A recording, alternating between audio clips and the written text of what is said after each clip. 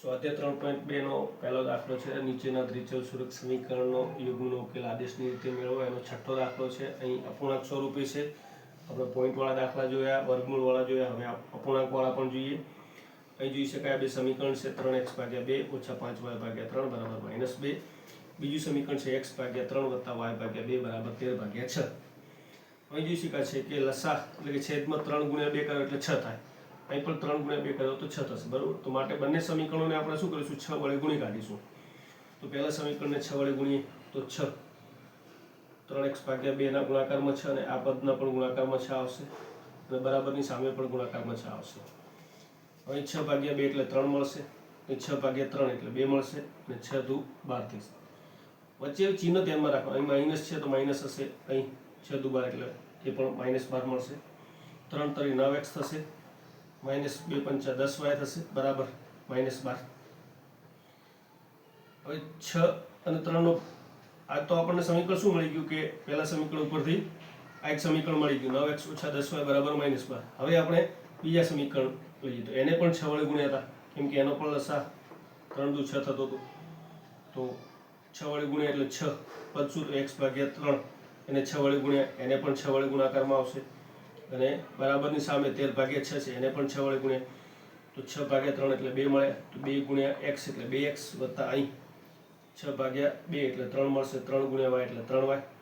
6 છકે અહીં 6 વડે ગુણ્યા એટલે 13/6 હતા એટલે છેદમાં 6 તો છેદ અને અંશના 6 છે તો શું થશે? અહીં કેન્સલ થશે. ગુણાકારનો એક ભાગાકારનો સરખા પદો ઉડી જશે એટલે વધશે 13. તો આપણને ચોથું સમીકરણ મળ્યું. હવે આપણે આદેશ લેવાનો છે. તો ત્રીજા અને ચોથા સમીકરણમાંથી કોઈ પણ સમીકરણનો ઉપયોગ કરીએ. આપણે ત્રીજા સમીકરણનો ઉપયોગ કરીશું 9x - 10y બરાબર -12. માટે 9x બરાબર -12 ત્યાં જ છે અને -10y સામે જશે એટલે પ્લસ થઈ જશે, માઇનસના પ્લસ થશે. એ ખાસ ધ્યાનમાં રાખવાનું. પદોની ગોઠવણી કરી દઈએ. 10y પહેલાં લઈએ, -12 પછી લઈશું કેમ કે ધન સંખ્યા છે. અને x ના ગુણાકારમાં 9 છે એ હવે શું થશે? આખો જે પદ મળ્યો 10y - 12 એના ભાગાકારમાં જશે. તો x બરાબર શું મળે? 10y - 12/9 નો આદેશ મળ્યો. તો આદેશ જે છે, આદેશ આપણે હંમેશા બીજાને જ આપતો, એટલે જો ત્રીજા સમીકરણના પરથી x નો આદેશ મળ્યો એ ચોથા સમીકરણમાં મૂકીશું. x બરાબર 10y - 12 ને 12/9 ને સમીકરણ 4 માં મૂકતા તો સમીકરણ 4 આપણું જોઈએ કે શું મળે? તો 2x + 3y બરાબર 13.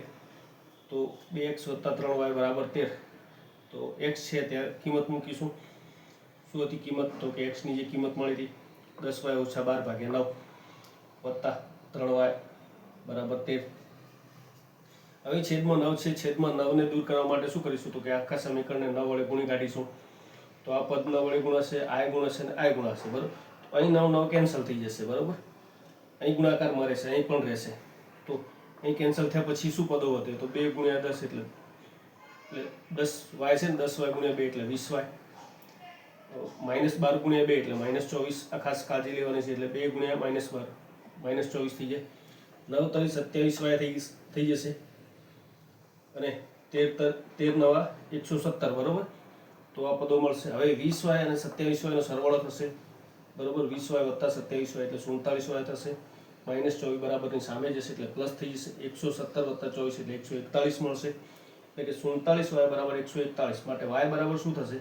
તો y ના ગુણાકારમાં 47 છે, 141 ને શું થશે કે ભાગાકારમાં જશે. 141 એટલે 47 × 3 થશે, બરોબર. કારણ કે 40 હોય, 40 × 3 કરો તો 120 થાય. તો 7 તરી 21 એટલે અહીં જોઈ શકાય 141 છે. તો 47 × 3 ભાગાકારમાં 47 છે. 47 કેન્સલ એટલે શું મળે? 3 મળે. માટે y બરાબર 3 મળે. હવે y3 છે એ આપણો જે આદેશ લીધો x એના અંદર મૂકી દઈએ કિંમત કે 10y - 12/9 માં y બરાબર 3 મૂકીએ. તો y ની જગ્યાએ 3 મૂક્યા તો 10 × 3 એટલે 30 થઈ ગયા. 30 - 12 એટલે 18 મળશે. ભાગાકારમાં 9 છે, 18/9 એટલે 2. તો માટે આપણને x બરાબર શું મળે? તો કે 2 મળશે. હવે અહીં 18/9 એટલે 2 મળે. તો x બરાબર આપણને 2 મળે અને y બરાબર 3. તો આપેલ દ્વિચલ સુરેખ સમીકરણ યુગ્મનો ઉકેલ x બરાબર 2 અને y બરાબર 3 મળશે. તો આ થોડોક દાખલો કહેવાય ને કે થોડોક નોર્મલ કરતાં થોડોક અઘરો છે, એટલે કાળજી રાખવાની જરૂર છે. કયા પદો ચિહ્નોને ખાસ ધ્યાનમાં રાખવાના. બરાબરની સામે જાય ત્યારે શું, સમીકરણ બનાવતા સમય શું, લસા લેતા સમય શું, તો એ કાળજી જો લઈ લેવામાં આવે તો દાખલો કમ્પ્લીટ થઈ જાય. બસ એ જ મહત્વનો મુદ્દો છે. અહીં પણ ખાસ ધ્યાનમાં રાખવાનું છે કે કયા પદો શું છે. અહીં ફક્ત 24 છે, 24y નથી, બરોબર. એટલે ઉતાવળમાં ભૂલ થઈ જતી હોય છે. ભૂલને આપણે ધ્યાનમાં લઈએ તો એ ક્લિયર થાય એમ કે